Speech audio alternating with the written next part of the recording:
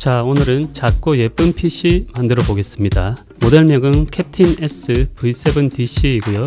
상단에 빨간 전원 버튼 있고요. 원슬롯 LP 그래픽카드 그리고 80mm 25T 쿨러가 전면에 2개 들어갑니다. 하단 타공도 잘 되어 있어서 발열 해소는 잘 됩니다. 측면이 모두 유리로 되어 있어서 내부 부품 구성에 따라 다양하게 연출할 수 있습니다. 원래 이런 빨간색 볼트로 되어 있는데 촌스러워서 검은색 엄지 볼트로 교체했습니다. 검은색이 훨씬 깔끔하죠? 케이스 소개는 여기까지 하고 빠르게 빌드 가보겠습니다. 당연히 ITX 보드 사용하고요. 라이젠 5500GT APU에 녹투아 로우 프로파일 쿨러를 검은색 팬과 함께 장착하겠습니다. 조립은 뭐 별거 없죠. CPU를 홈에 맞게 끼워주고 써멀 페이스트를 바르고 방열판을 올려준 다음 뒤집어서 볼트를 조여주고 다시 뒤집어 팬을 장착하고 선 정리를 해주면 간단히 완성됩니다.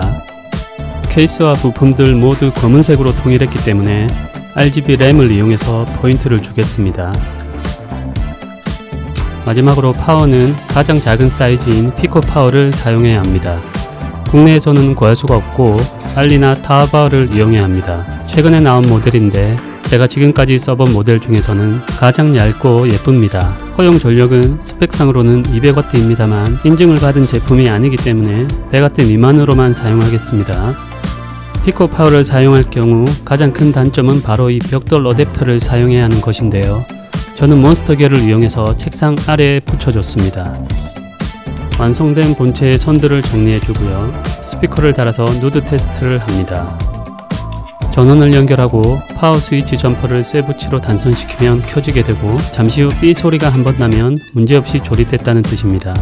이제 케이스를 분해해서 기존에 쓰던 녹투아 쿨러를 제거하고 색상을 맞추기 위해 검은색 쿨러를 2개 달아주겠습니다.